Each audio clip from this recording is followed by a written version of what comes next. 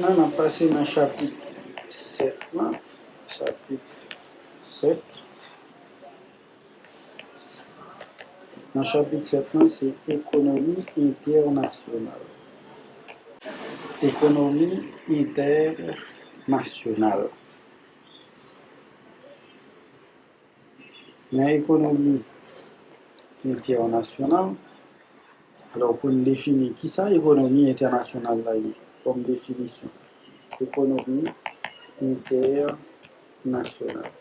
L'économie internationale, c'est une partie dans l'économie, son branche dans l'économie qui lui-même occupe des relations commerciales entre les pays, entre deux ou plusieurs pays. Là, on parle de l'économie internationale. L'économie internationale, c'est une branche de l'économie qui étudie ou qui analyse les relations commerciales entre deux ou plusieurs pays.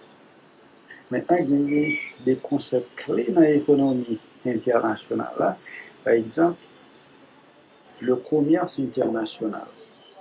Le commerce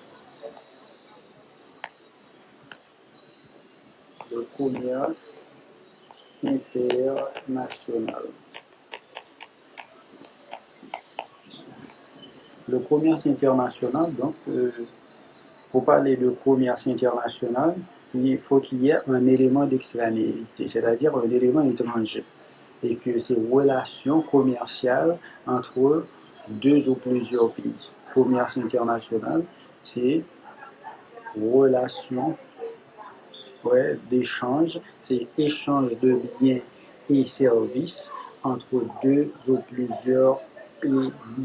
Donc c'est ça, commerce international. Maintenant, l'autre concept qui entre en ligne de compte, parlant de l'économie internationale, il y a le protectionnisme. Le protectionnisme. Le protectionnisme, c'est le fait de limiter l'accès du territoire national aux produits étrangers. C'est-à-dire, c'est lorsqu'un pays est décidé fermer frontières, imposer des barrières douanières, par exemple, et que les empêcher produits étrangers entrer sur le territoire national. Dans quel objectif des fois on fait ça pour encourager la production nationale là, de peur que et produits étrangers pas venir craser la production nationale, c'est-à-dire produits étrangers à prix en cas plus compétitif par rapport avec production nationale là. Et en plus de ça, si prix en compétitif, ça signifie que producteurs nationaux même et que il y aura une situation de chômage, puisque nous, consommateurs là, nous supposons que l'agent économique est rationnel, et bien si le rationnel va aller vers un prix qui est plus compétitif, ça qui va faire que producteurs locaux eux-mêmes ou nationaux et que on va vivre dans une situation côté que on pas qu'à produire parce que les produits étrangers envahissent ma cher.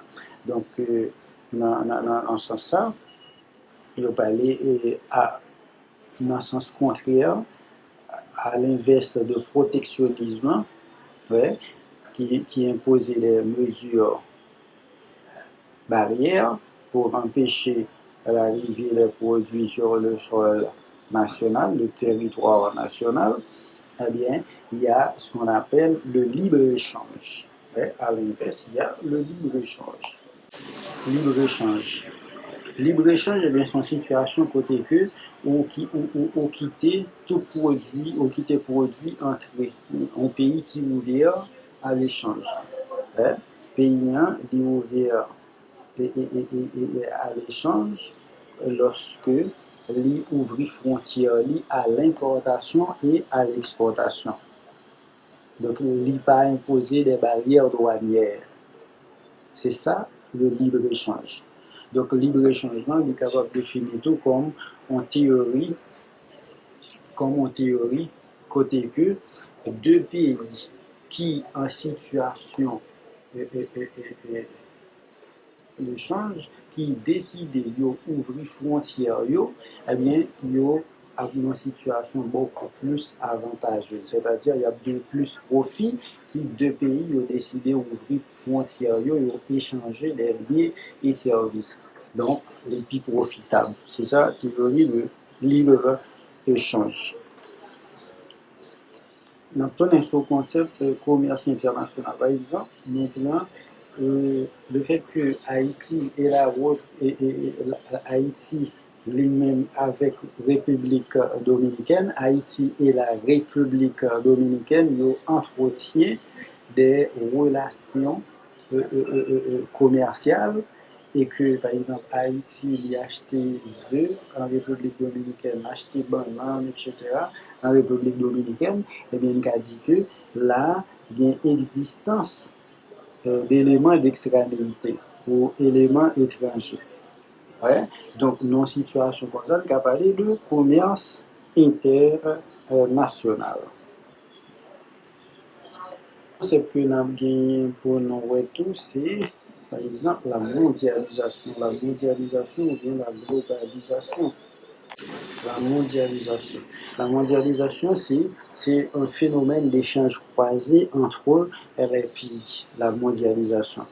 Donc, mondialisation ou bien globalisation, c'est mondialisation qui permet d'éliminer les barrières douanières, l'abandon du protectionnisme. C'est grâce à la mondialisation, c'est-à-dire, comme par un pays qui est capable de vivre en autarcie, tout pays besoin l'autre, parce que par un pays qui arrive à produire tout ça consommateur a besoin pour vivre. Donc, tout pays, ils ont besoin de l'autre. Donc, c'est pour ça qu'ils sont obligés de gagner et ils sont obligés d'échanger entre eux. Mais de la mondialisation, et bien, pour échanger entre eux, donc il faut abandonner le protectionnisme.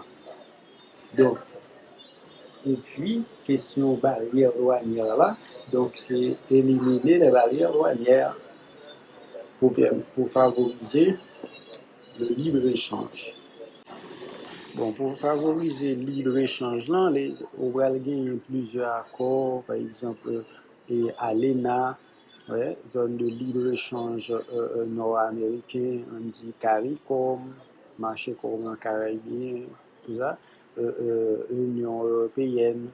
L'Union européenne. Donc, tout ça, c'est des formes d'intégration économique et que nous allons gagner pour nous développer dans la classe pays devant, dans MS3, nous allons gagner pour nous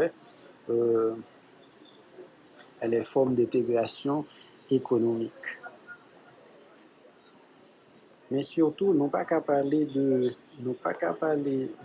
l'économie internationale sans parler les théories traditionnelles.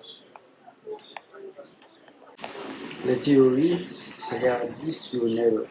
Parmi théorie traditionnelle, c'est théorie de l'avantage absolu et théorie de l'avantage comparatif. Théorie de l'avantage absolu, théorie de l'avantage